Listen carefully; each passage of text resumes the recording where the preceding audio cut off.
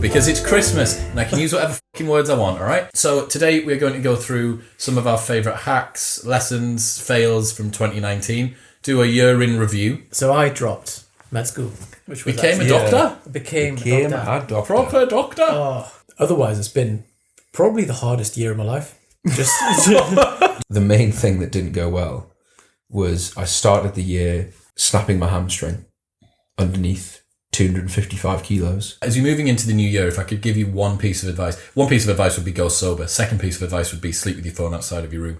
But third piece of advice would be get a morning routine. I spoke to someone this week who said to me that they got a dog because I said to get a dog. That's a responsibility. So we should be careful. Ladies and gentlemen, welcome back. A very Merry Christmas from us here at Modern Wisdom. Jonny and Yusef have joined me. Anyway, it's Christmas. Merry Christmas. Hope that you've had a fantastic year. We're going to be going through... Open that now.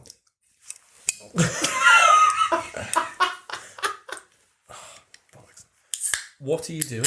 Oh, there we go. Dane, just cut this. Ladies and gentlemen, welcome back. A very Merry Christmas to you. I'm joined by Jonny and Yusef from propanefitness.com. Welcome back to us. Welcome back indeed. This is actually take 2 because we were being naughty. They were being naughty. They were being Christmas elves. As you can see, Johnny's wearing a familiar jumper, except for the fact it's broken. You've got an indicator. I don't think it's broken fully. Better.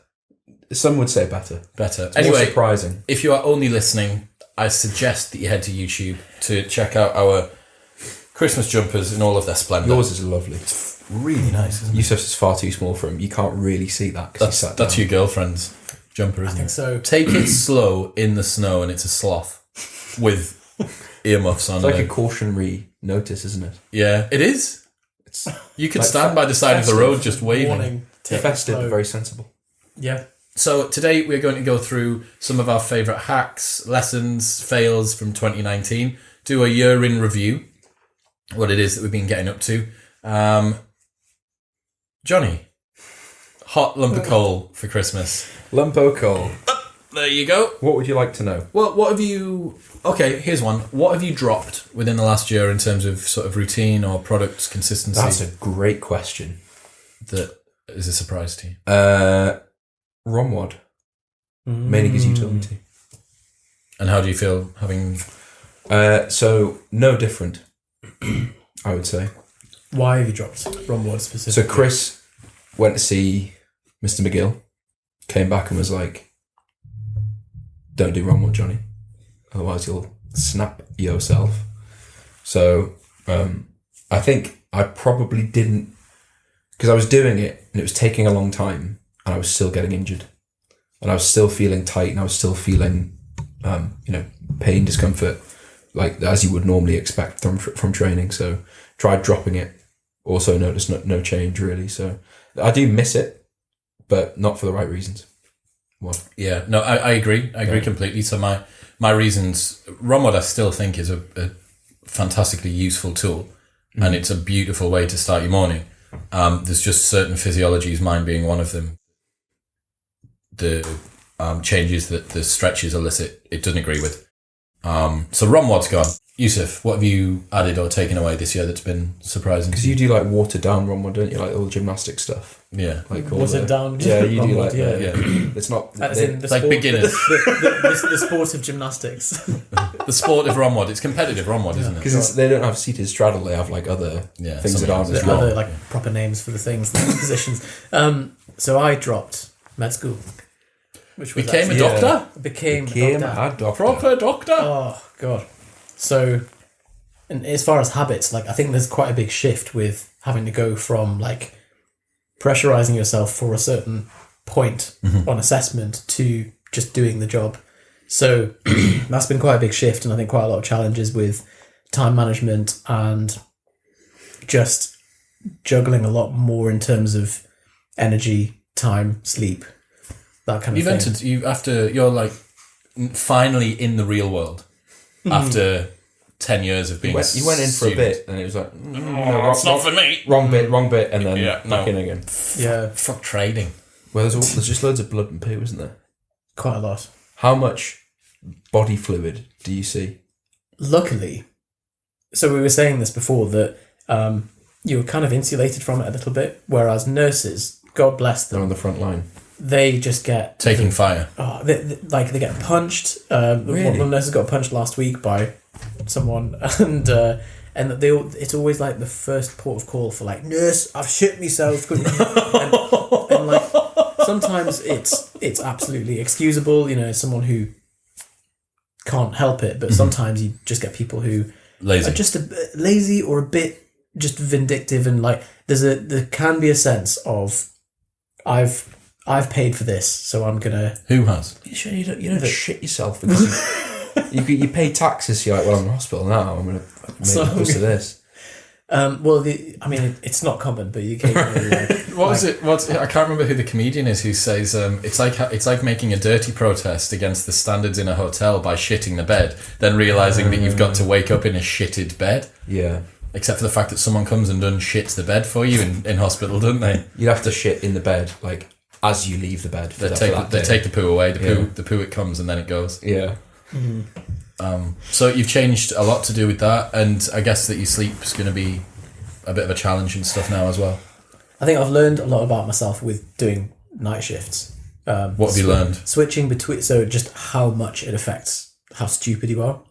So in fact, there we go. The big lesson has been has anyone seen the Shane Parrish Stupidity podcast? Yes. Where he talks about the 7 factors of stupidity, which are being in a group outside of your normal group, being outside of your domain of competence, being in the presence of an expert or being an expert yourself, being in a crowd, having sensory overload, or being tired. I think those are the 7. It was like, and are you saying that you take every single box? So it must be at least 6 of 7. The first couple of months, you're like, I'm so aware that I'm operating on 10% brain because everything is designed to make you stupid. Like, and he defines stupid not as a lack of intelligence, but missing what is conspicuously obvious because of these factors. And so slowly, as you begin to mitigate those, you use more of your brain, you can think more clearly. But yeah, very, very interesting experience. Because in corporate world, like the way that people rationalize something of like, don't worry, it's not that bad. It's not life and death. That's the thing that everyone says. And Zero's like, oh, yeah, you're right. Well, you trade in life and death, it's just a spreadsheet. Trade in it. Whereas you are in the only scenario really where it is life and death. Only ever is life and death. And poo. Sometimes it's just but poo is just on the spectrum, isn't it, of life and death. Like poo will happen at specific points on the way to on death. the spectrum of life and death. I understand. Cool. What about you, Chris? Hold on, you didn't answer the question. I did. What have you dropped? Stop being a student. Oh, right, okay. Dropped his medical degree. Are there any habits or routines that you sort of volunteer, like that wouldn't have happened anyway, that you stopped doing? So things like Anki, using right, and all of the surrounding habits that you have around that, and I think it opens up a huge amount of RAM in one sense because you're not like trying to just stuff your brain with as much. For people who don't know what Anki is, it's a spaced repetition flashcard software that helps medical students remember what they need to learn. Yeah, strong summary. Very, very good bit of software actually. Like it's you create your own deck of flashcards, except if you're making 10,000 like me, then how many did you finish on? 10,000. So really if you are a medical student or any student and you have Anki flashcard deck with more than 10,000 flashcards in it, and you send me a screenshot at ChrisWillX on Instagram, I will send you a case of Nocco for free. Wow. How are we going to protect against people fudging that? It's a long process to... Fine. I'm happy with that. Are you still journaling? No, but you will be pleased to know that I unwrapped my 6-minute diary. I've started reading through the preamble, which isn't long. Yeah, it is. There's a big buy-in. I thought it would be like a couple of pages. No, it's fucking legit. Yeah. So I've not started the actual journal process, but... Will you intend on maybe doing it for the new year? Yeah. Wow. Do you know what it is? I was going to ask for it back. Really? Wow. I was just going to say, well, I'll just give it to someone who's going to use it. Who's going to actually appreciate it. So, hold on. Why have you stopped journaling? Is it because you don't want to? Or? No, I've never really journaled as a consistent thing. I just do it as and when things come up and I just type them up. Right. But I'm convinced now to try 6-minute diary, I think pen to paper and having a physical, like everything away and just sit. I think there's something to be said for just doing you're a huge, you're the one that got me onto it, which is like doing a long form brain dump that's just total, like, hands off, rather than just like a partial one. Because that's like having a partial poo, isn't it? Like you might just relieve the pressure a little bit, but then all the good stuff's still there. Oh yeah, still inside. I'm really, really happy to hear that you're going to use it. I'm genuinely excited for the fact that you might not think it's shit. Yeah, I'm not going to lie. Like when I first saw it, I was like, oh, it's just this like trendy little thing. So Dominic Spence, the German dude that's written it, you can see by the number of like references that's in it and how thorough the start is. Anyone who doesn't know what we're talking about, 6-minute diary, daily journaling, 3 minutes in the morning, 3 minutes in the evening, 3 questions that you get asked. I've just filled in my 5th. So that's like nearly 1,000 pages of writing, nearly 1,000 days of journaling. And is that how long you've had it for? What I keep on getting more. I keep on getting more. 2 years. 2 years of like consistent. 2.5 years of consistent use. You're so consistent with that stuff. It's just my morning routine, man. Just like my morning routine is. Was it not 6 hours at one point? Your morning routine. There was a point last year where you said like your total morning routine was 6 hours. If I went for it full, like dick and balls, and I was including my training time in that. Okay. So like training plus training time was like 3.5. Because if it's 6 hours, that's just your day, isn't it? Yeah. But this is something I've been thinking about recently. I love the fact that a morning routine is this hermetically sealed petri dish for self-development, unencumbered and unmolested by everyone else, That's everything the most else. Chris sentence I've ever heard. Why? Just to say, what was it? A hermetically sealed petri dish of unencumbered. Are you saying that I'm just being like incubation. verbose for no reason? Because it's Christmas and I can use whatever fucking words I want, alright? Chris, this tastes caffeinated. I know it isn't. Oh, I know tell me that. I believe you. New sponsor. We got a new sponsor, everybody. Nocco. Shout out to Nocco. Thank you. Johnny's terrified of the fact that the one that has in big capital letters caffeine-free, sugar-free, carbonated. What's a bit alarming is if you just glance at it, you see 5,000 milligrams. So I tasted it and I was like, because it's just the BCAA. Yeah. And then I looked at it and I saw 5. I was like, oh, it's okay. But it's okay. You're totally correct that this is made in a factory which may caffeine. contain. Yeah. I mean, you were terrified it would have nuts in, weren't you? No, those are okay. No carbs company, isn't it? On the morning time, you got your morning routine. It's no one's getting in your way, stopping you from doing your shit. What I've realised is if you become very, very anal about how you do your morning routine, you can work out precisely how long everything's going to take. Yeah. Especially when you're doing things that are quite discrete. So the State app takes 8 minutes. The meditation of a 20-minute session takes 20 minutes. Reading takes 20 minutes with a countdown timer. How long does 6-minute diary actually take? So I tend to take a little bit longer because it's the first thing I do. So I'll be drinking water, probably settling into wherever I'm sat. I would say 5 minutes at most. Okay, so it's not just like a that's in the morning, then. and then there's the evening bit as well. Evening one tends to be quicker. Because it's supposed to be 3 minutes in the morning, 3 minutes in the evening. Yeah. But I'm a bit worried that you'll, just because I've seen Yusef try lots of different things, and typically you aren't brought in by, like Chris and I would read something or like hear something or try something new and be really kind of sold on it because it's a bit fun and nice. I worry that you'll read the preamble and just be like, and then you'll try it for a while and you'll be like, I joined a cult for so I know you'll do it for a long time. But yeah, I suppose like I was bought into it, or is it FOMO wanting to? Even the fact that you were sufficiently concerned about potential gains to open it and read 60, whatever it is, 60, 70 pages hits the buy-in at the start, I think. But anyway, so you know exactly how long everything's going to take on your morning, right? And this is like, as you're moving into the new year, if I could give you one piece of advice would be go sober. Second piece of advice would be sleep with your phone outside of your room. But third piece of advice would be get a morning routine. And as you see, this is how long everything is going to take, blah, blah, blah. What you realize is if I was able to run my day forward like that, if I was able to do 12 hours of this at the same fidelity morning routine, imagine how much you'd get done essentially every minute to every. What, if you could live your life as if it was a morning routine? Yeah, just and by that, what I mean is like every minute is accounted for, and during that minute you're doing precisely what you're supposed to be doing. So that's something I try and do in my morning routine. So that's a Cal Newport thing of like try and plan out as much of your day as you possibly can on a bit of paper or like in your journal or whatever. In 15-minute blocks.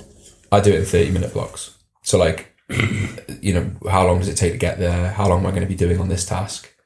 And there's something that Cal says, which is like, he's convinced that a 9 till 5 window, perfectly planned, or like planned out in the minute, that person gets way more done than the 60-hour work week person who's just like, Well, you can much more easily control the intensity of your work than you can control the passage of time. Yeah.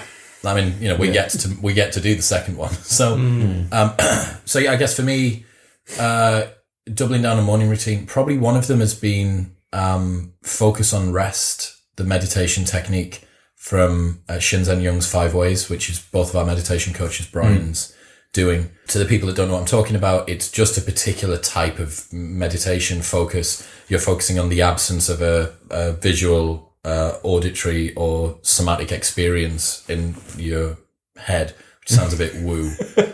But bottom line is, I've now managed to ingrain that, and I did it for so long that it feels like getting a squeegee and wiping a window clean. And if there's something that arises, it must be similar to your releasing technique, or it must have a similar sort of effect.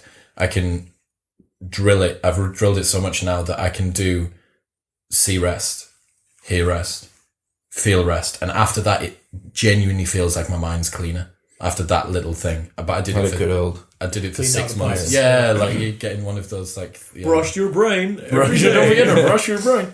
Okay, so your body. That's one of them. What else? What have you done this year that you failed at, Johnny? Other than you just hurt your wrist at CrossFit. That was a fail. Yeah, so I've written down on a notes document what went well and what didn't go well. The main thing that didn't go well was I started the year snapping my hamstring underneath 255 kilos. Was it not IT band? It was something here. Okay. But I refer to it as my hamstring. I don't think, some people thought it was my sartorius. Sartorius, yeah. Sartorial? It's like... My sartorius sounds like a Roman guard, doesn't it? And then there was the phalanx. So they call it sartorius because, you say this is a sartorial piece of work, like it's a tailor, because it's the tailor's muscle, because it attaches... It does, inside seam. Yeah, so it's basically is the inside seam. Is it that way? It's what allows you to bring your heel up and in, like that. Right. Which would make sense. Which is the position that you're in. Started the year by knacking yourself. Snap, yeah. Stop powerlifting. The worst thing that happened on that evening was, so that's just happened. I'm in the garage, right? So get the bottom, and there's like and I hear it over my see music. It on the video. Yeah. So dump that forward, and then like limp back into the house. Don't even unload the 255. Still there? No, I'm joking. Took Dexter, so like Dexter was just a puppy at the time. Took him for a walk, and he slipped out of his harness. So we're like on a roundabout, okay, big roundabout, and Becca's picking up his poo, and he just like bolted in this other direction, like slips out his harness. I'm like, fuck. So I then had to run, like, because he's running towards this roundabout, and just big adrenaline dump, no pain for a couple of seconds. Just went full gas pedal after Dexter, caught him, picked him up, and I was like, oh my God. And then just this area was just like red hot. Wow. Awful. So tried to recover through that, tried to compete, didn't compete. Was like, I've had it with powerlifting, did 6 months of CrossFit, and then hit my wrist. And you're now considering going back to powerlifting? Well, I'm doing what I can. So like what I can do is basically the power lifts. Like I can't even do a chin up, I can't do an overhead press. Bench is iffy. But that was just from catching a power clean on this side and missing it on my right, and then the bar just jamming down. Unfortunate. But so injuries, I think. But like that's always. So what went well this year? What did you put down as going well? So the flip side of that was I experimented a lot in fitness. The most I have done probably since I was like 16. Most since I've known you. Yeah. So like did some 5K runs, timed them, did obviously 6 months of CrossFit. I feel like it's probably the most amount of time I've taken away from barbell Strength. work. Yeah, Pure like strength. traditional barbell work. So it's been really good. It's been fun. What about looking forward? So you've got those two things, which are like kind of two sides of the same sword. What does that mean for 2020? I don't know. I think, and this probably doesn't apply to everybody, but I think the thing that keeps pulling me back to powerlifting is I feel like I have unfinished business in powerlifting. Like I really want a 700-pound deadlift. That was my goal for so long. And what's that? 320? 317.5. Fuck, you're so close. So I know, well, exactly. So like, Powerlifting's so annoying because of that. it is. always If all unfinished business. that you want is that, do you want it in competition or just in training? So there's two things. So one, I still hold the 93 kilo deadlift record, and there's a guy who's just pulled 300 in training who's right on the heels of it. So I quite like to bump it a little bit. You'd have to get back down to the 93s. I would. So Wow. these are the decisions I'm thinking. I'm of. so keen for you to get to 93s. Man, Just you would full- be, yeah, So I am just thinking about just getting really lean jacked. and just become whatever may. But it's interesting because I don't have the same like desire for that anymore. I don't know why. Aesthetically. Yeah, I just Fitness menopause, man. Well, yeah, I think like we've all been through the fitness. Probably the past. You maybe About when we 3 did years the first ago, podcast, the CrossFit when I started podcast. doing CrossFit. Yeah. There's no better feeling even across everything in CrossFit. So like doing the open was class, like doing those workouts was class, but pulling a deadlift record in competition is the single most like Buzz. yeah, like easily could have cried every time I've done it. That's awesome. So I quite want that again. I was watching a vlog. There's a blonde freak from the north of England called Dylan Nelson. Dylan, if you're watching, I love you.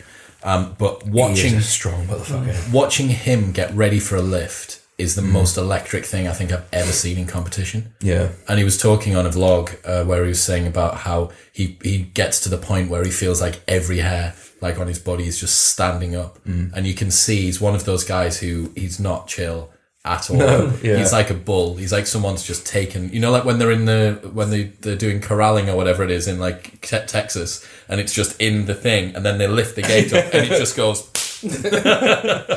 Yeah. We competed with him, didn't we? Like a few. He competed when we went to go watch you in Ashington when you made Ben That's smell what the it smelling was. salt. Oh yeah. Yeah. God. There's two other guys that have. So Owen Hubbard, watching him about a bench like record level stuff, he just gets his like. I watched him take AirPods out, and just throw them because he's in so much. like, of it. yeah. I've watched him throw his iPhone just off the floor. Yeah, because wants he's in it. such a like a state. So ready to drive hard. Drive hard. Didn't he just break another Yeah. record, the bench record? The thing that blows my mind about that is to have a 200 kilo bench press and then still year after year get a better bench press is mental. Like, I feel like For the Americans that are listening, there'll be more than 50% of people listening that are American. Okay. That's to 440. Pounds. Yeah. Yes, 440 exactly. Yeah. But It's more. It's his bench was like 217. 218 or something, yeah. Oh yeah, it's 218 It's a world this year, record. isn't it? So And I know what was the best thing about it was he just tagged Brett Gibbs in the post. I don't know whether you've seen that. So Who's that? Brett Gibbs is a very small New Zealand guy who is we've met him. He's just as strong as Owen, and they like back and Go forth back and forth. with Okay. him. Is it amicable or really? Yeah, it's amicable. Yeah. Okay, yeah. But like most people would be like, I'm so humbled and grateful, and And he just went like, it's where are like, you at? Yeah, Brett. You're right, mate. Another shout out, Reggie Fasher, who is a CrossFit athlete from Sunderland, who competed at Filthy 150 in Ireland the other week and came one place above Dan Bailey. Wow. Before he started, there's this really it went around like the CrossFit community in the UK of Reggie being interviewed and him saying so who do you want to beat at this weekend? And I went, oh well, that Dan Bailey looks a bit past it, doesn't he? He's like a bag of fucking spanners now. And then sure enough, he placed one place above him. But someone managed to get this little video clip of both of them. So Reggie said this thing, he's like called him out, only like to people, like he hasn't done it to him. And everyone's like, oh, let's see how you get on up against him. And then they're walking off the floor. They're in the same heat together, walking off the floor. And someone managed to capture this video of them fist bumping and Reggie going like that. And the number of, oh, friend! Oh, baby friend! Like the number of memes that were made of that was worth it. Oh, no. Totally worth it. So, Scobes, what's a win apart from passing? I mean, passing medicine is a pretty huge fucking win. I suppose that has to be the win. Otherwise, it's been probably the hardest year of my life. Just because it's such a bottleneck of just the total enormity of it all. Oh, yeah, like from day one, because I remember December 2018, I was like, oh, things are starting to like get a little bit out of control, and I fell into 2019, and I still feel like I'm like scrambling. What happened at the start of the year? Because I listened to it and I did my homework. So what we discussed a lot was how we started the year. How did everyone start this year? In fact, I do remember what I did. You'll like it. What did you do? Well, I want to hear you first. I did the propane goals process on a mind node sheet, and have actually achieved a lot of that. So like, did you? It's good to know that has moved forward, but the whole time it's felt just like, you know, when controlled falling. Yeah, not even controlled. You know, you just trip in the street and then you pretend to go for a little jog, but then that jog turns into a sprint, and then your arms start flailing. You do what that guy does on the video of the "Are you a car?" where he like tries to kick and then stacks his head on the curb, and he wrote spikes over his head like that's horrible. So what went bad this year then? Did you have any fails? I think the whole lesson was just not creating a bit of space between tasks, and rather than just like diving into everything and just kind of frantically being behind, trying to keep the plate spinning. It's two things. First one is, I think, massive respect for you for this year, man. It's been like watching it happen's been painful. Like seeing someone, I can't convey to the listeners just how much stuff you try and do, but trying to do a job which is essentially more than a full-time business, like a business that would bury most people, whilst trying to do a degree which buries most students, whilst trying to have life, girlfriend, bought like one house, managed another house, sorted your mum's like, do you know what I mean? Well, yeah, bought 3 houses in kind of, and like all that. So I think that's a good point, and like we always hold ourselves to such a high standard, but I look at doctors now that have no other commitments, and I think, oh, it looks so easy. Like This is what I say to the guys that work for us at Voodoo. I'm like, some of the boys will start to say, hey man, like my motivation for work might be waning a little. I'm in second year, third year uni, starting to get really serious. I'm like, all right, man, but I'm telling you now, tell you, man. What you fucker is, fucking bastard. I'm telling you, if you just do university after having tasted what it's like to run a business whilst doing university, you are going to be bored out of your mind. Because you're going to free up all of this space which sucks in nothing, as opposed to freeing up all of this space to suck in something. Well, this is like we were saying last time, that if all of us were to do university again, like we'd just absolutely smash it. And not because we're any more smart or competent or anything, but it's just like you would just know how to use your time properly. I did end up like post-finals with a twitch in my eyelid for about 3 months. 2-3 months, like just ongoing twitch in my eyelid. What does that? Do you know why that manifests? Just fatigue, like just being like in a very. I get that. I get twitchy. Me too. Yeah, I just wondered if you knew. Yeah. Oh, it's actually the endothelial functions. This gland in your head. Yeah, so the glands. The head gland. The big gland. Middle. And so I think the big lesson, like both of you saw me go, like hospitalize myself essentially a couple of years ago from just not paying attention to fatigue management. Well, no, that was meningitis. That was meningitis. That was meningitis. But the meningitis was precipitated by being a dickhead. Like and Icelandic weather. Oh, yeah.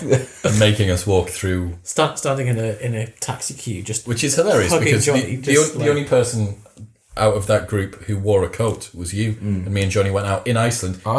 You were both like 25 kilos heavier than me as well. At the middle, I nearly passed away. I'm pretty sure that I came pretty close to just ending. Dying. You're actually in heaven now. I was quite honest with you about it at the time. I was like, Yusef, I think this is the end. I'm not joking when I say I'm concerned about this. My welfare. Yeah.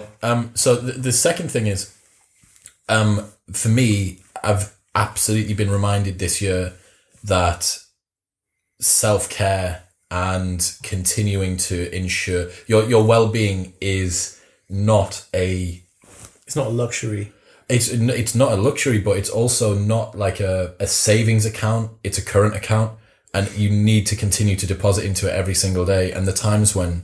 Something that, a quote from Paul Moore is, self-care sooner or later becomes your number one priority, which I just think is so complete. Mm-hmm. Like, either sort your shit out mm-hmm. or you'll have to take... It's like I'll do it on Monday, but with your health. It's so weird that health is just the most, like, when it's good, you don't even notice it, and then when it's bad, all you think about. Even less so than the health thing, because I think all of us have, even your worst time, you'd have trained once a week. Probably you'd have got in and moved once a week, which is more than some people do. Not during the jitus, but during busy years. Training's just been on maintenance. Luckily, it's been 2 to 3 times a week, mm-hmm. but like nothing special, just background. But it's not just what most people would consider like the headlines, like, are you having enough water? Are you drinking? Are you what? What are you going to do?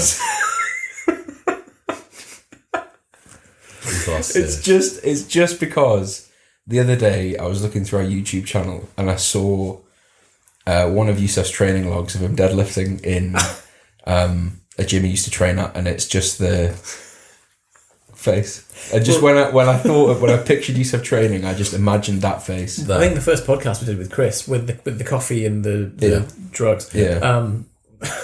What I love it's a face that I don't think you could do now, is it?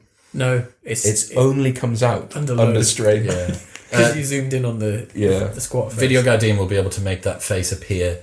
Bing! Then just loop it over just here. It's the one when you also try and do like a double backflip or whatever, isn't it? In gymnastics, it's the Mr. Bean face. Oh yeah, that's exactly that.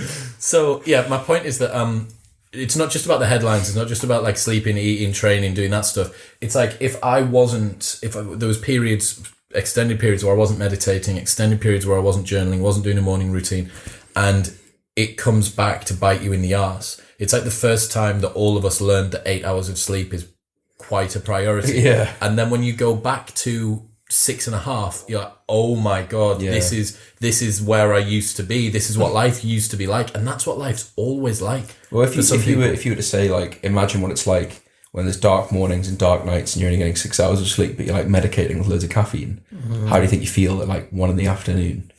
Like, the thought of that is just this like fabricated environment, like sort of very anxious. But yeah, it's one of my takeaways was, you create the good day or the bad day. So like if you're going through a day feeling shit, feeling tired, feeling angry, demotivated, whatever, like you're responsible for that, and you're also responsible for the days where you're super productive, or it's just the consistency with things that, like the on-ramp that creates that situation. It's just that it's on loan, or there's a delay, isn't there? Yeah. Like the sleep thing, like, because midnight you doesn't care. It's like, oh, I'll be fine in the morning. Yeah. And then 6 AM you is like, dick. Yeah. So I think that's such a good point. Like I'm getting a handle much more on that now, and I think through the bottleneck, things are. All of us have swam in and out of the deep part of this ocean, right? Some of us, like, there was a period this year where you hadn't meditated for ages, or like you weren't meditating consistently enough, and you felt that, and then there was the same for me. But you get the phenomenon that you mentioned, which is like meditation then becomes not like a thing that's meant to improve your life, and it's you're a dickhead if you don't. If you haven't done 10 minutes a day, because then you're lying in bed and you're getting flashbacks of like when you were like eating a pack of crisps or doing something that wasn't wasteman behavior for 7 minutes, and you're like, why am I doing it? And so one of the things definitely that I've focused on this year, or that's been a big realization for me this year, is learning where the controllables and the uncontrollables are, and allowing those uncontrollables to sort of let go. And it is such a liberating feeling. So a good example, we do everything right with a particular club night launch, and it goes really well, great. we do everything right with a particular club night launch and it goes bad, like, that's a shame, but what can we maybe look at doing? The effort doesn't change. And the same thing with the podcast. There's some episodes that I've put out this year that I was like, oh, that's an alright episode, and it's absolutely flown. And then there's some that I've poured my heart and soul into and thought it was amazing, and it's just like done okay. That's absolutely, been the same with us as well. There's videos that fly and you're like, oh no. Sleeping like, on the why? floor. Yeah, like why is that? I made a 531 review a couple of years ago. 8 years Very ago. little effort into it. And it's like 44,000 views, gets comments most days. Like, Usually why your legs so long. Yeah. And why How is your tall are bench you? form? yeah. Arching. You just wish you could go back and remake the video. Yeah. But it's too late now. And then you're like, well, I'm messing with alchemy. Like, what if I remake it and it doesn't do as well? But yeah, like, that was something that Brian, meditation teacher, said to me, because I was saying, like, I'll sit down to meditate in the morning and allocate 30 minutes to it. It's just a fucking shite session. So you're like, well, I could have just done some work in that time. Like, what have I actually gained from that? And his thing was, don't judge the session, judge your approach to the session. So like, you made the time.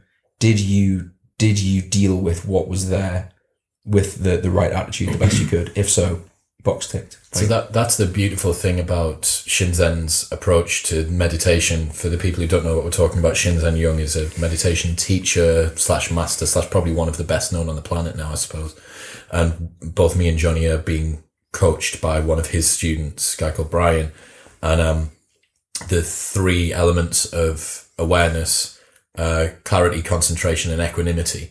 The equanimity thing is so crucial. Just allowing stuff. It's like, I had a shit session, whatever. As he quotes it, there are no bad sits. Is what he says. Essentially, there's no wasted meditation. There are session. also no good sits. Yeah, I don't like thinking about that. Well, that is equanimity, though, isn't it? Yeah, but I don't think, you know. you only, I'll let myself slip towards positive. I won't let myself slip towards negative. But yeah, so that. What else? I'm trying to think about something that's a little bit more immediate and gratifying that I've done this year. What do you mean, just things you've done? Stopped taking caffeine within the first 90 minutes of my day. Nice. And really, really got a taste for a pint of water, 2 big squirts of lemon juice, and teaspoon of salt. Really? In a pint of water? You maniac. Why? Just so salty. Well, like, yeah, High like I've when I've done Teaspoon? it, I've done like a Teaspoon little, of salt. like an espresso. Teaspoon? 5 grams of... That's a lot of salt. 5 grams? Is that what a teaspoon is? A teaspoon of salt is a lot of salt. That's a lot of salt. I have it every day. I don't think it's a lot of salt. So like I used to have. So How many times are you going to say the how much salt it is? I read the Aubrey Marcus 5 grams. It's a lot of salt. It's like 5 grams. I read the Aubrey Marcus book. Yep. And I was like, yeah, what a load of bollocks. No, not really. So he talks about. He's not listening. He might be. He's been on. He talks about the salt, water, lemon in the morning. So as we all would when a claim is made, I was like, well, I can't not Give it a crack. do this. So I did it for a while, but I would do it in like that much water. I enjoy the taste. I really enjoy the taste of it now. Do you use table salt or sea salt? Table salt is super cheap shite. You should or if you're doing it every day, like treat yourself. Do you know that pink Himalayan sea salt isn't even from the Himalayas? It's from Pakistan. Doesn't matter. And it's iron enriched, isn't it? Yeah. Anyway, Malden sea salt, beautiful. I'll give it a Malden. Well, you know the flakes. It's in the box. It's really it's good on steak, right? 'Cause it's beautiful. Yeah. So Do you anyway, have it cold water? yeah. So it's from the fridge, filtered. So apparently, and this is you're getting another step towards More woke. Planet woo. It's warmer water in the morning is better. I'm not doing that. Okay. I prefer the Because that would be ridiculous. That's how you make yourself sick. If warm salt water. Warm lemon drink water. Yeah. Here's an interesting If thing. you've had something, you need to throw up. If I put woolen glove, even the tip of the finger of a woolen glove in my mouth, I feel sick. Woolen gloves. What do you mean, like a normal Like a glove. Picture a glove. Yeah. That Leather was an glove. early experience that you had. Like that's how like fetishes and phobias and those kind of things develop. But now you just got this. Because when I'm walk next to, I'm wearing gloves. Pick up the shit. I want to take the glove off. So I go like that, and then just immediately, and it's like, is it the feeling of it going through the teeth? No, it's just there. It's just like, and I'm just like, fully retching. I'm like, what the fuck is that? Like this, because there's nothing mechanical about the experience. that would make me feel sick. It's barely even Are in you my mouth. accidentally deep throating? Are you going? Yeah, the whole glove's down my neck. But Yeah. no, it is literally between the tip of my teeth, and I have to. If someone were to see me do it, I go like this. Your vomit stories are the best. Like the one of the guy who had the sympathy vom in the When you were all yeah. throwing up and he walked past and he That- threw up as well. Yeah, that was so funny. You know when you just wish you had a moment recorded. Yeah. It was the way that he just like went. And then was like angry about it.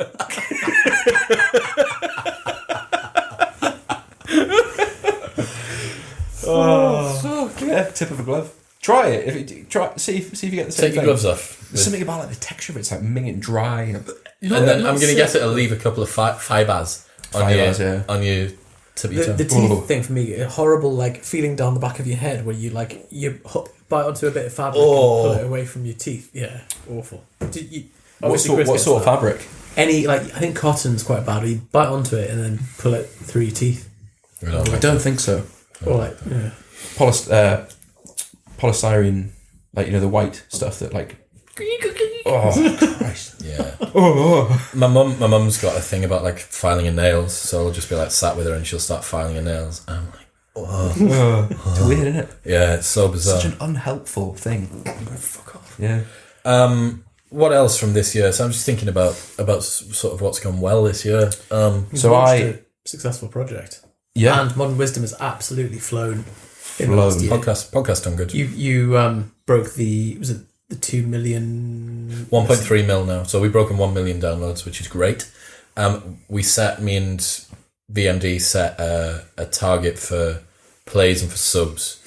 Smashed the target for plays. Subs is lagging a little, but still. Do subscribers matter, though? So the reason that it mattered, or the reason that I considered it as a metric to be bothered about, was just that having subs on YouTube allows you to then further push more content that is going to get more of a head start. Right. But it would appear that the audio platform this year is absolutely banged. So again, thank you. So audio over video. Yeah, I mean, yeah, we've got some really big shout outs on audio. Like Aubrey shouted out the audio version of the podcast. Jordan Peterson shouted out, or Michaela on Jordan's podcast shouted out the iTunes. So that really drove a lot of traffic, which was great. But the YouTube stuff's still flying, man. So we'll do some special stuff in the new year, which will be exciting. About this time last year, we were doing the first Modern Wisdom Live. Maybe a bit earlier than this. Fuck yeah, we were when we did it for Communicore. That big radio station. We All talked- right. It's fine, don't mind. All right. He'll be listening. MD will be listening. Okay. And yeah, and then we told a room full of people whose income relies on radio that radio's dead. Yeah. Sorry. I wonder whether they've started a podcast. He was worried about the cost, wasn't he? Bless him. I mean, for a, a national radio show with lots of funding, obviously the hosting fee is a real concern of Well, it's $30 yeah. a month. That'd be like 25 quid. Oh, Serious? Yeah. I know. Bloody serious. It's like £1 every single every day. Where have you travelled to this year? That'd be cool to hear where you've gone. So I spent my. So this was the other thing I was thinking about. This is the last one of these I'll do in my 20s. Oh, Shit, man. Me too. So I spent my 29th birthday in Auschwitz-Birkenau. Shit, you did, yeah. Yeah. Very morbid. Yeah. But brilliant. Cool as fuck. Krakow is brilliant. Auschwitz, and I mean, obviously, it feels wrong saying they're brilliant, but it's a hell of an experience. So is the salt mines in Krakow. So I went to Krakow. I went to Santorini. You did. You waited in a line to get a photo, didn't you? For your Instagram. I did, yeah. From #blessed. Yeah. Best life. I'm so fucking sick of that shit. the Instagram stuff. I'm quite pleased that Instagram are like moving in the direction where it feels like they've kind of clocked it and they're making some changes. I was discussing this with someone the other day. The fact that likes are now no longer being shown. It's just single person and others like this post. Right. Is that it's getting rolled out quite heavily across the UK now. I think if someone has something to share, like something that's interesting or funny or valuable, fine. But like when it's just photos of people in Santorini and the photo gets loads of traction because it's like a certain angle, like Did we talk about this last time with like people that will order a meal for two in a restaurant and then take a photo of the table and leave and not eat not eat the meal? This was happening. So in Thailand, like, and we were in this pool, top of out in like a secluded place, nice hotel, outside outdoor pool with, you know, where the edge just drops off to the infinity pool. Yeah, and like a forest behind it. You can see temples in the background. And me and my girlfriend were just enjoying the pool, like just having a swim and stuff, drinking a coconut with a thing, and and we saw couple after couple come into the pool, boyfriend fully dressed but with like a big DSLR thing, and girlfriend, like, they'd be full makeup, hair done, heels, like what looks like a really expensive swimsuit with little like shoulder pads, and they'd come over and sit on the side of the pool and like and like pose and stuff, like, and do like an hour's photo shoot and then leave. And you'd be like, are you guys gonna get into the pool or enjoy Just be around it? And it would just happen so consistently. On the on the west coast of Gili, sun setting, one of the most beautiful picturesque islands on the planet, probably just outside of Bali. And you'll have seen those swings, those sunset swings. They're in the middle of the ocean, like, and people sit on them, and it's usually got like, it's like a kind of rustic wooden swing type thing. Anyway, so I'm there, and I'm watching #boyfriends of Instagram get down. There's this Chinese guy who's there, who's taking photos for his girlfriend who wants a good photo, and what she wants is as much reflection off the water as is possible. So what he's had to do is get down. He's lowering himself down further and further, and the water's this high, but the phone needs to be up, but he can be lower. So every so often he's taking this wave in the face, like, as he's trying to get this photo. And I was just thinking the sacrifices that he makes, and it was like everyone was trying to out extra everyone else. I mean, this is coming from the guy who did like a legless rope climb to get to the top of it, so that I was like at the very, very top. That was my photo. But then a guy, everyone was taking photos, everyone was looking cool, and a local guy just rode past on a horse, took the horse out into the middle of the water and stood on the horse next to everyone. And I was just thinking, like, what a way to shit on everyone's parade. Like, you think that you're on a swing, huh? I got a horse. That is class. Well, I went up to a few of the couples, like, when we were out, because there'd be the boyfriend taking photos of the girl and stuff, and I would go over and be like, do you want me to get a shot of you both? And they'd always be like, oh, no, it's okay. It's like, oh, okay. Obviously, you don't want well, you've shined a light on the weird situation. You're not interested in having a photo to commemorate the fact that you went to this place together. No. Just for the gram. You just want individual photos. So where did you go this year? So Budapest, on Jonny's recommendation. Or like went to the place. Speaking of that, just to mention, I spoke to someone this week who said to me that they got a dog because I said to get a dog. That's a responsibility. So we should be careful with things that we suggest. I know, man. Budapest. So yeah, Budapest. It's average. I thought it was all right. It's like standard issue European city. Has it got direct flights from the UK? Yeah, that's why it is. As soon as anywhere gets direct flights from the UK, it's fucked. Oh, really? There's some cool stuff there. But it's just stag do's. It's just immediately, as soon as you can go to anywhere. If you need to do a connecting flight, for like less than £100, stag do's. Yeah, I mean, Budapest wasn't very staggy. It was quite cultural Europe, but like. The one thing I did find, and this is like, it's the equivalent of Iceland, everything is £9,500, is that everything in Budapest is 10-minute walk away on Google Maps, but feels like 40-minute walk. Really? Like any distance between any 2 points in the city, it's a miracle, is 10-minute walk, but it's really far. It's just propaganda. So that's quite good. Similar kind of sobering experience going to the Jewish museum and the synagogue where you just see mass graves and things. Do you go to the baths? Yeah. Did you get your dick out? Absolutely great baths. It wasn't a naked one, just But did you get your dick out? Just in general. At some point during the holiday, I had to, I would have loads of times. Twice a day, probably at least twice a day. At least twice a day. Yeah. Always indoors, always legal situation. I thought the baths were awful. Did you? I didn't. Did you get your dick out? I would have done, yeah. In the baths?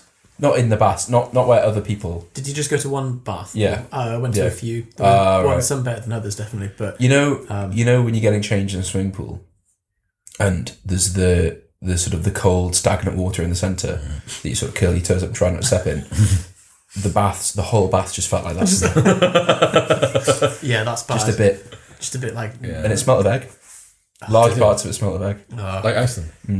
So Budapest. Same reason. and just came back from Barcelona, which is beautiful. Did you go to the Sagrada Familia? Yeah. So Fucking hell, man. Gaudi is a monster. Like so for anyone that doesn't know, he's the architect and artist designer of a lot of buildings around Barcelona, and it seems like he's designed so many of them, and each one is so intricate. It looks like at least like a decade of work. You're just thinking, how has he pumped out so much output? And then all the designs are very fluid and asymmetrical and kind of flowing looking buildings that just look so out of context with anything else. He's done the major cathedral, which is bigger than you think from the pictures. You'd imagine him like giving the plan to the builders, and they're just like, "Oh, Gaudi, man!" Yeah, like, fucking hell, mate. Couldn't have just been a bit 2x4s, could it? How am I supposed to make this? No, Rob, we're gonna have to. Rob, feels like it. Rob, no, mate, everything's gonna have to be knocked on the head. He's brought the plans in. Yeah, start No, mate, again, mate. You're not gonna believe this. Do not, I repeat, do not ring me. No, Gary, mate, honestly, I'm fucking sick of you. He rang me. Can you believe he rang me when I said not to? Yeah. So Barcelona, there's a lot of mugging there, isn't there? Yeah, so a lot of pickpockets, mugging. So actually, it's transitioned. Used to be very pickpockety, and now it's gone to. Don't say rape. You can say rape. No. Oh, okay. It used to be very much like.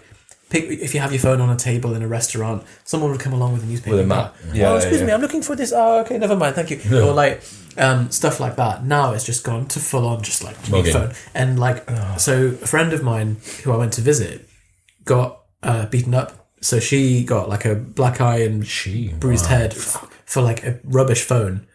And so it's just become flagrant now. It's interesting that Someone got murdered on the street we were staying on the night we were there. What the fuck? Jesus Christ. What, so as in there was a murder on the night that we while you were there? Yeah. Where you were? Yeah. Was it you? On the street. It wasn't even me. And you didn't do the murder? I didn't. Oh no, I didn't do the murder or receive promise? the murder. Promise. You didn't receive the murder. So, but it didn't make news because it was a gang thing, Gang war. and like they were like, oh well, they probably were. First person on the list is the Arab that was staying just around the corner. Yeah. They don't want to do that though, do they? Because they don't want to get there. Oh, the best thing was in the airport. They kept releasing this announcement that was like, "Will Muhammad Abujaya please go to security immediately?" And nothing. And then, like, Will Muhammad Abujaya? And you're like, it's spelled Y-U-S-E. For the 10th time. Fucking hell. So I went to Barcelona for a wedding the start of this summer, and one of the guys that we were there with doesn't usually drink, had a little bit too much to drink at the wedding. Then walking through the centre of Barcelona after we'd been up to this beautiful castle, had this wonderful day, got the bus back, a bus dropped us off, and he just went for a bit of a wander. He was staying at an Airbnb. He woke up a few hours later, 7 a.m, with in Barcelona train station, actually, to find that his phone, wallet, and shoes had been stolen. Shoes as well. They'd taken his shoes. Darren Brown. And then, so he then walked around for the next few hours in his brand new pair of Ralph Lauren socks, just walking around. And he's a beardy guy, wearing like a kind of obviously disheveled wedding suit, which is just in Barcelona, which has got a lot of homeless, just the quintessential homeless man look, like long beard, really odd outfit, like with full suit and tie, no shoes, like Ralph Lauren socks now with holes in. So people like give him a couple of coins or something. But he was desperately trying to say, "Can I borrow your phone?" But in the mugging and robbery capital of Europe, like that was never going to happen.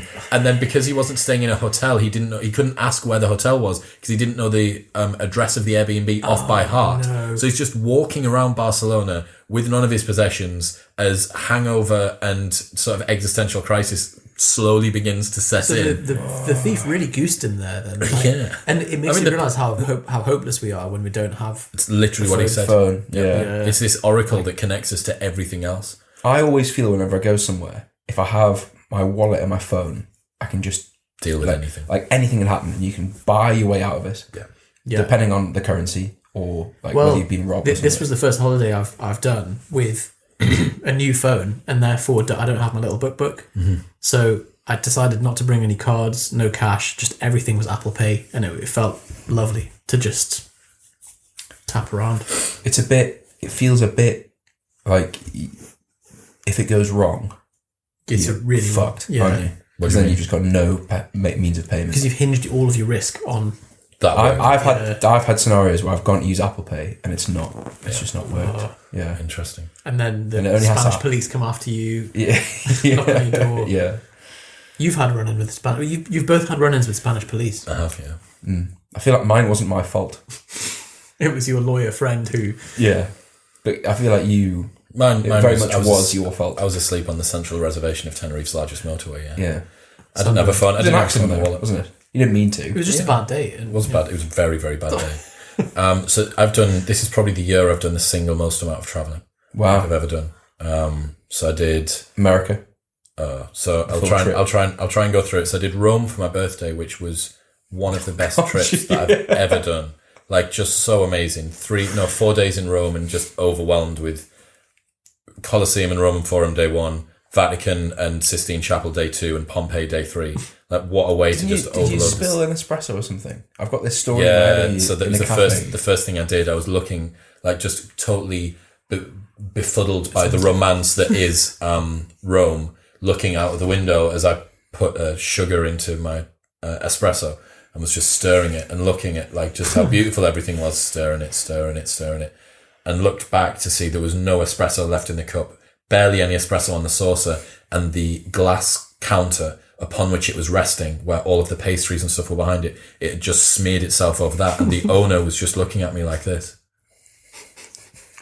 Oh no! God. And I was like, could I have another espresso, please? Like that was all I could think. But while I did that, in the time it took me to stir that and have all of it come out, a man came in, bought a glass of red wine, finished it, and went back to work. And I was like, Italy's brilliant.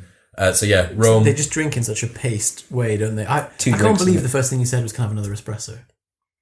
I think I Like, probably that's said like so sorry, cheap. but I Okay. also said like, it was his face. It's a I was very like, British I thing, didn't fucking isn't it? mean to, mate. You didn't come in and start throwing it around. Didn't smear feces on the just in wall. awe of your town. Beautiful architecture. Anyway, so Rome, great. LA and Boston, saw Dr. David Sinclair, awesome. Then went back and went to Like New the York. Elon Musk air. Oh yeah. Breathed some of the air what Elon Musk breathed. Went to New York for a stag do, awesome. Went to Ibiza for another stag do, that was good. Went to where else? Barcelona for that wedding. Then did road trip across America, did 2,000 miles in 10 days. That was cool. More Romod. Didn't do Romod that time. Did Romod in February. Didn't do Romod. And then Stu McGill, Canada for the first time, and then went to Bali most recently. Stayed with Stu McGill. Stayed with That's Stu McGill for a nuts. night. Yeah. Of all the things you've done, Yeah, that was pretty crazy. Went on his yacht. When it was a boat. it can still be a yacht. Yeah. Like yachts don't have to be big. But yeah, I think, in trying to create some sort of a sense of what people that are listening who maybe aren't doing any formal gratitude or aren't doing end of year reviews, I think what we're trying to do here is just take stock of what's happened within the last year. Like what's gone well, what's gone bad. Because if you're not careful, life does just be this treadmill of task arises, you get the mallet out, you whack it, it goes away, next task arises, mallet, whack, and you just keep on going, and then before you know it, you've just ruthlessly indexed these experiences and never actually enjoyed reflecting on It's them. like just endlessly painting, but then never stepping back to look at the painting, isn't it? Like you spend all your life trying to achieve things, and then you just die. But if you just if you never like go, oh shit, the thing that I spent ages trying to achieve, I did that. Isn't that cool? Right, next thing. Rather than just next thing. Oh my god! Oh fuck, I'm dead. Yeah. Bollocks. Have you had any mind shifts or any sort of lessons this year, or any concepts that you've learned that have been a big sort of frame shift for you? If you don't, I've got my one, which I think is probably one of my biggest from this year. So I've written down 5 here. Wow. They're quick. Some of them are completely irrelevant. You create good days and bad days. If it doesn't happen first thing, it very rarely happens. So that applies to like the days you wake up and you're like, I really should meditate like last night. I opened my phone to try and look at some myself, and the first thing that came up was "Veet your bum hole" sent from Chris. So Eat spinach. is what it is. Win the morning, win the day is massive. Yeah. So like that applies to things like, so I'm back to training in the morning because I've realised that like when I tell myself, oh, it's all right, I'll train at 6 p.m, promise. Should never do. Unless there's massive accountability. That's a great thing about CrossFit, incidentally. Or work. So like just do the thing that has to be done today. Just do that first. Get it done. Yeah. This is a marketing thing. Sales is a process, not an event. People think that it's an event or like a thing that thing that they've done that caused a sale. It's what happened prior to that that caused the sale. Who, not how, to solve a problem. So this year I've invested myself, not under the Propane umbrella, because those numbers make you more sick than putting a glove in your mouth. The most money personally in coaching. So I've worked with the most coaches for my own stuff. Mm-hmm. So like if you're trying to get better at something or trying to achieve stuff, which is the next thing, model consistent examples of where you want to be. So not someone who's like where you're wanting to be and has been there for a bit, but someone who's like consistently doing the thing that you're trying to get to. Just pay them to learn how. So always asking, instead of just grinding away and like, what book can I read? What course can I do? How can I figure this out myself? Just who's doing it? Mm-hmm. And I'll just pay them, work with them. Mm-hmm. Life is short. Just get the answers. Yeah. I think that's such a fucking good heuristic. And that was one that came to me kind of last year, I think, although I still haven't fully implemented it, that being able to shortcut all of the self-direction, self-accountability, questioning, is this the right, should I do X, Y, Z? It's like, just ask the person. Yeah. Like, if you want to know the best way to fix your back, drive to Canada and go and see Stu McGill. Yeah. Like, so many people, man. Like, and I think we've all been guilty of this. Like, you spend so long trying to figure something out yourself. Like, in your own, whatever it is, and you might not even be necessarily that aware of it, but like, people read books on things or do courses on things rather than just paying a bit more and getting someone who's really experienced in that area to give you some customized help on that thing. Mm-hmm.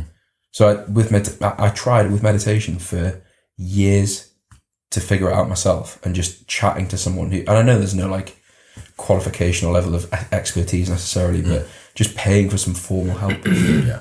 So I think there's two things that for me have struck this year. There's a lesson that I'll get onto in a second, but two of the big things is what I'm missing most, and what many people that are in this kind of knowledge work, self-directed world of personal development might be struggling with. The two things that I think are most important are direction and accountability. Mm-hmm. It's like, if you know what you need to do and you have someone who'll tell you off, and if you don't do it and encourage you if you do, 90% of the work's done for you.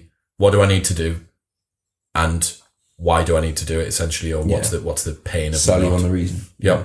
It's a great point. And that's the value of a coach, isn't it? Rather than just the information. I think most people, if they're just given the information, they won't execute unless there is accountability, objectivity, and personalization for that. And so, although there's huge untapped potential of just getting a book on something, and like as Tim Ferriss says, like most of the time, if you want to become a relative expert in a certain field compared to everyone else, you just read a book on it, or read like 2 or 3 books on it, and suddenly you know more than 99.leapfrogs everyone. Yeah.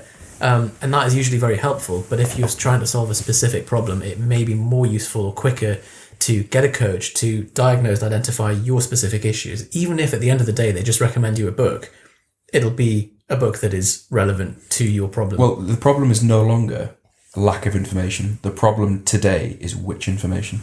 Which information should you listen to and should you not listen to? There's a disgusting amount of information. Yeah. Naval's synopsis on the Joe Rogan podcast was, all of the problems that we have now are problems of abundance, not of scarcity. Yeah. Everything. Cause too much food, too much stimulus, too much. It's heartbreaking to think like you have this thing you're desperately trying to do, and you spend a year just following the wrong advice. Yeah. The wrong advices. Can you please give me the right advice? Arnold Schwarzenegger was right all along. Like on the day of the competition, I'll give him the wrong advices. Has everyone seen that quote? Yeah, of course I have. So I'll do your lesson of the year and then mine, and then I want to do like top 3 books each, top 3 podcasts each, top 3 YouTube videos each, just whatever does come to mind. So I'll give you a little bit of time to have a think.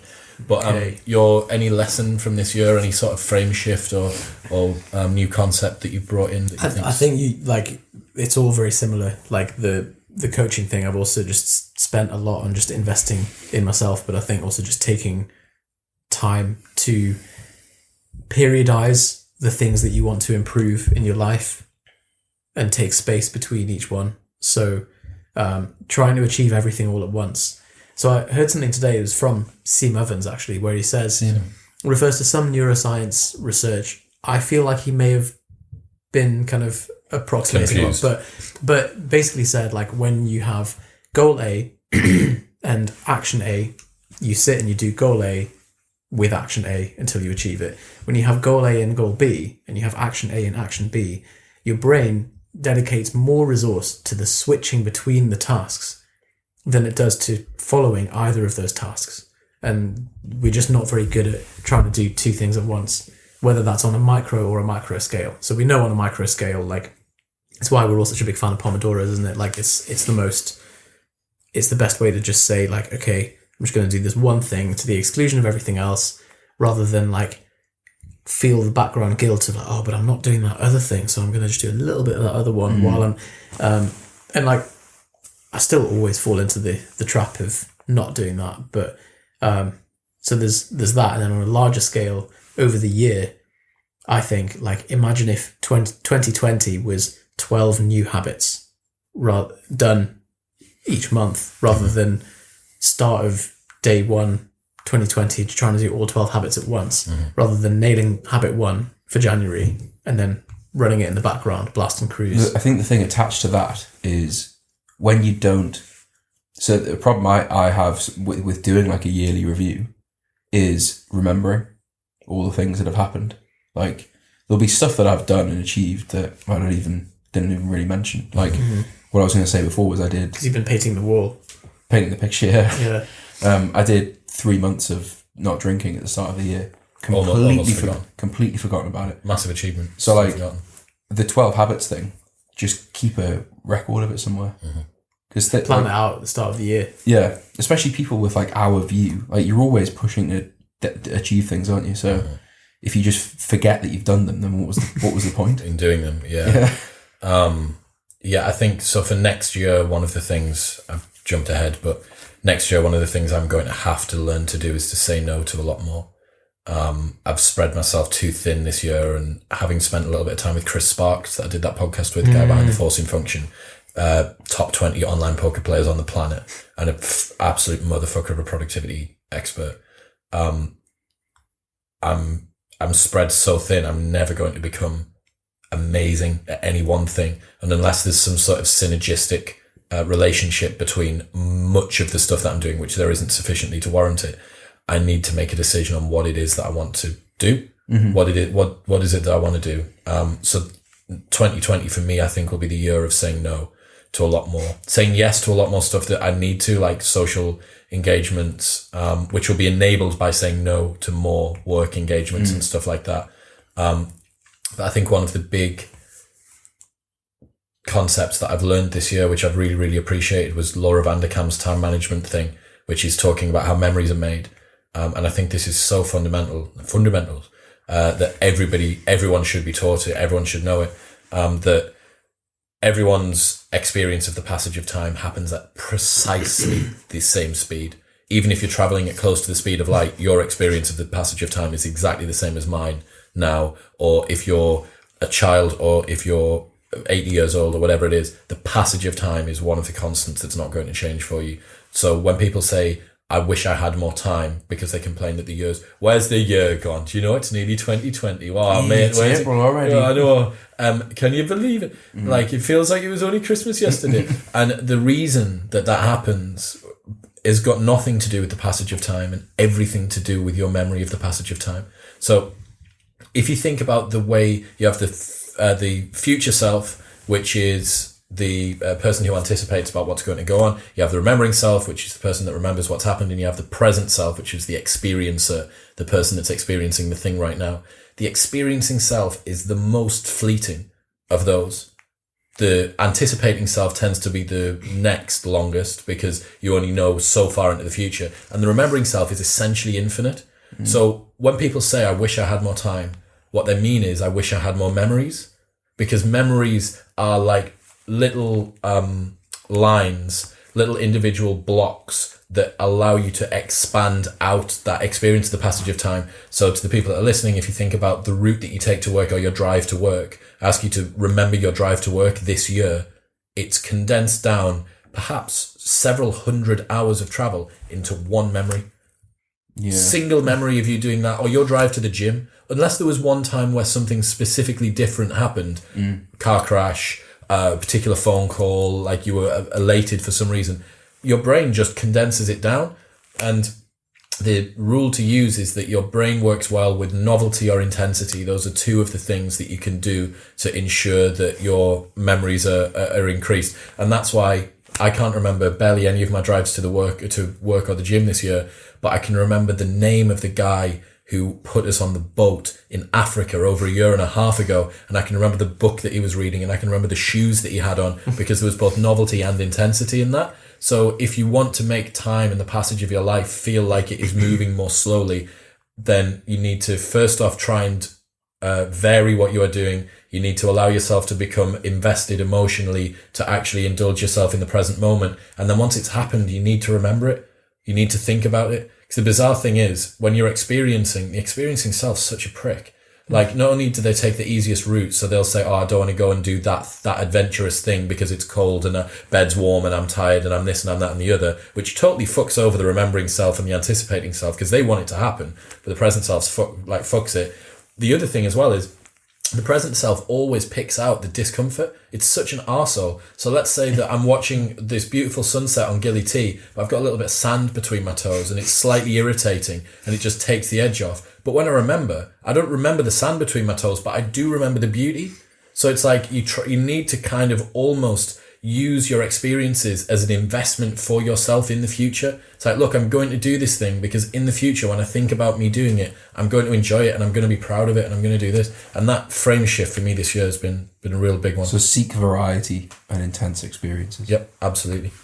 Without taking the piss. So don't drive to the gym dressed as Mr. Blobby. Yeah. Well, don't take it. You'd remember that though. There's certain things. You could stick that in. If you stuck your EpiPen in, you'd fucking remember. How many? Is that a problem? If I did that, would I have to go to hospital? I bet you'd pull that 317 deadlifter off. It's banned. So you have to go to hospital on the day of the competition.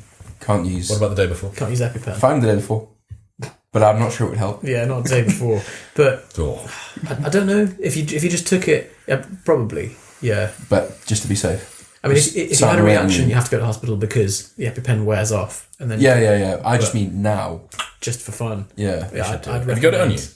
Fuck. What if you had that peanut? Well, I just don't. That's the thing. Fair enough. That's the lesson. There's the final point on that is there is a trade-off that you need to make between efficiency and novelty. So, for instance, one of the things that Gretchen Rubin suggests to increase novelty is to every so often walk a different route to work or drive a different route to work. But there's only so far you can take that. Like, I'm going to drive out to the coast to go to Jesmond. So, there's a trade-off that you need to make. It helps if the Egyptian government are after you as well to take different routes to work. And then if you do this... When you're walking past the cameras, because it's haram. This is Scobie Manifesto. If you do that when you want to buy bleach, just have 12 bottles of bleach, please. Right. In case MI5 come after you. Top few any things that you've either read, article, podcast, book, YouTube video, anything come to mind? You know what I struggle with this is getting it in the year. Yeah, do you know what I mean? It last year? Well, if it's last year, if it's anything that just comes to mind, because it can't be next year because it hasn't happened. That's true. It cannot be in the future. That's the one thing we can be sure of. So, video, Anton Creel's 5 principles behind the 10 rules for financial success. That I've watched that for the 3rd time round this year. New things come out of it each time. Lesson, something from both of you actually kind of merged, which was Johnny's suggestion, I think at the end of last year's review, was have more dinners with friends, and yours of just check in with friends. I think I've realised this year when I've been in a mad whirlwind that you end up taking friends and family for granted, or not checking in with them, or not being in touch with them. And I was kind of woken up by this just yesterday because my mum was going past the hospital, popped in, came down to see her for a cup of tea, and she was tearful that I didn't send her a picture of my trip to Barcelona. And I realised like how much that matters to her, because she'd got a picture from like my girlfriend's mum, and you know, and I think just like, I was like, oh, damn it. Yeah. And that was a real like, oh man, I really need to just like, that obviously that matters a lot more to her, and think in those terms a bit more. So yeah, that's good. Johnny, you've just been scrolling. What have you got? So I looked through all my audiobooks, couldn't find anything. I listened to some terrible books this Yeah, this I year. listened to some average ones. So I've got one. Hit me. The Avicii Documentary. All right, yeah. The reason for that is, so I don't think you don't like Avicii, do you? Well, you used to. Music-wise, I was not. So I really like his music. Okay. Samsung have just put on YouTube a tribute concert in 4K live, brilliant, like 2 hours long. Pretty intense. But anyway, so the documentary is like also they publicly say he didn't commit suicide, but the concert is donated to mental health awareness. So I think it was an overdose. I think it was a drugs overdose. Was it? Like accidental. And Right. he meant to kill himself. Right, okay. Not that I know. I've read something that he slit his wrist with a wine bottle. But anyway, Big right, claim so to say it's not suicide if he did that. there's only been like a really vague statement by his family. But anyway, the documentary is about him and him managing his mental success. So like he has what probably any like mid-20s guy is in some way aspiring to, in like abundance across the board of the stuff that he has. And in the documentary, he's pretty intensely unhappy about it. What's his problems with it? I think it all just is a bit too much for him. Like he gets pancreatitis from drinking. He doesn't like the performing because it's too stressful and there's too much going on, too many things to manage. The pressure from the fans and all that sort of stuff. And he's a perfectionist with the music. So it's just this. I watched it and I was like really moved by watching it, because if you think about the things that you're doing, most of the time, it's the pursuit of one of the things that he has in excess. And he's there and hated it because, and it's the self-care thing. Like it's a self-care thing, and also realizing that like probably all he wants is to be someone who isn't him. Like all he wants is to be someone who is desiring to be there. So just an interesting like perspective. Really but I think because he's like similar age, he's a bit introverted. It was just watching. I was like, "Fuck me!" What Take you in the feels. I don't know. Like, he doesn't say, "Oh, I just really want." I think for some of it seems like he just wants to be like left alone and Normal. yeah, and like he's there because he's really good at a craft. And then Isn't it bizarre that you can have someone who is perhaps like super overqualified in terms of talent to be able to get themselves to a particular place, but doesn't have the character to keep themselves there? There was a documentary about that ages ago, like some genetically, it was like either a genetically engineered or like a genetically selected world's smartest boy. Okay. And he was born to be selected for the highest IQ. And they were interviewing him, and he was like, "I'm not really interested in doing anything. I just want to have a nice life." And and everyone was like, "Oh, come on! Like you should like Memory competitions and he's blah like, blah physics." Yeah, and he's Fuck. Podcasts, Johnny, any podcasts come to mind other than, of course, Propane Fitness, How to Start Your Online Business, and Modern Wisdom? that was a really good one. Yeah. The How to Be an Online Coach. Yeah. banging. No, none come to mind. I'm gonna drop in Naval Ravikant and Joe Rogan. Very good. Fuck. Has he had 2 appearances? Just one. He said he's not doing any guest appearances for the foreseeable future now. Well, If you haven't listened to it, it might not be up your street, but if you want the 2 and a bit hours of probably the densest wisdom that you're going to get from someone, Naval Ravikant on Joe Rogan was great. Sam Harris on Joe Rogan at the start of the year was also fantastic. I'm trying to think about what I've gone back and listened to. So, you know what this is making me think is I need to to keep a log of this stuff, like in your things that happen that are great, and little things that I watch or listen to or whatever that are great. Three great things that happened to me today. Bottom of the 6 month. I mean, diary. a condensed, like that I could just scroll through now. Do you use Day One? The app. I do, but not for this. Yeah, for like momentous things or things. Mine's serious. It's password protected. I don't need to Really? I don't need to password protect my podcast recommendation. But that was good. I can't remember much of the Chasing Excellence. It's a good book. Chasing Excellence was Digital Minimalism was this year. Atomic Habits book of the year. That was last year. I read it this year. Right. Digital Minimalism. I wasn't so excited. I think it's a great. It's an important message. It's because none of us did it. Like we all read it and we were like, oh, that's nice. Cal when he writes just comes across a tiny bit whiny. Do you not think it's just a little? He's such a contrarian when it comes to. It's a perfect world of you should just be able to do this, and I'm aware that there are contingencies in some of the things that he puts across, but there's just it feels to me like there's not enough of a realistic understanding of how challenging this is going to be. So so like it's an important message and some good concepts, but I think the unfortunate truth of it is like a lot of us are so hard wired emotionally to these things that just going, all right, I'll just drop it. None of that anymore is very hard to do. I know one guy who did, and it's changed his life. Yeah. Can't Hurt Me by David Goggins. Really struggle with that. Did you really listen or read? So I'm halfway through, but it's 13 hours long. Fuck. So podcasts in between it, right?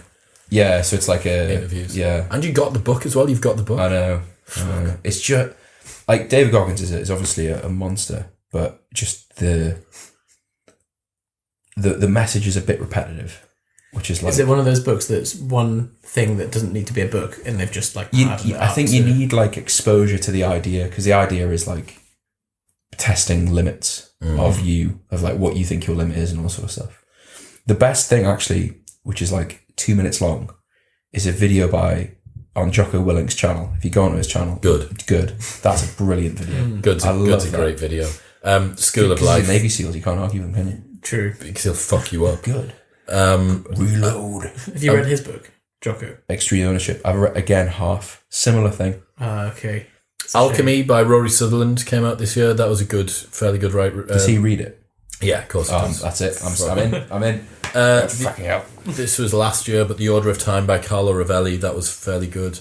Waking Up by Sam Harris, I must have listened to it another 2 times this year, which was great. The Great Mental Models by Shane Parrish, that was fantastic. Mindfulness in Plain English, that was your suggestion. That's a really good book. What else? What was that noise there? That was This Is Audible. It's Audible. Oh, right. Accidentally pressed on super intelligence. Fuck. Million years.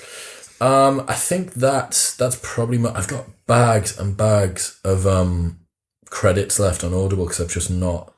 I listened to The Power of Now again by Eckhart Tolle. It's very good. Fuck, man, that Yeah, guy. Good, is it was ahead of its time, wasn't it? Really ahead of its time. Yeah, super fucking like.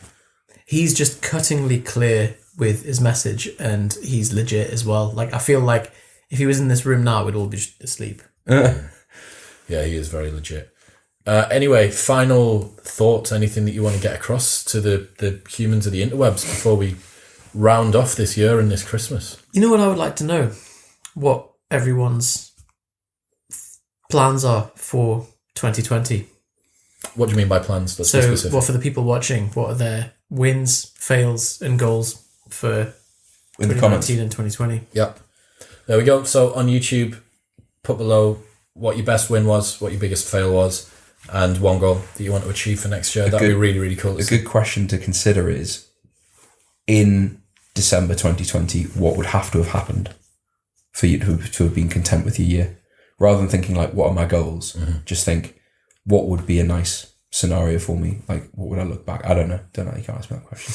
That is the biggest hot potato possible. The ease of round off the year with a large hot jacket potato. Hadn't even finished like saying the thing, It's like, and then come on, the yeah, come on, potatoes man. onto you. What's the answer? I've buttered it, cheese, a little bit of tuna, Beans as well. Hot bean sauce all beans over my hand. everywhere, and just a nut garnish. And a sausage for to scoop the For beans. the Scoop the beans with.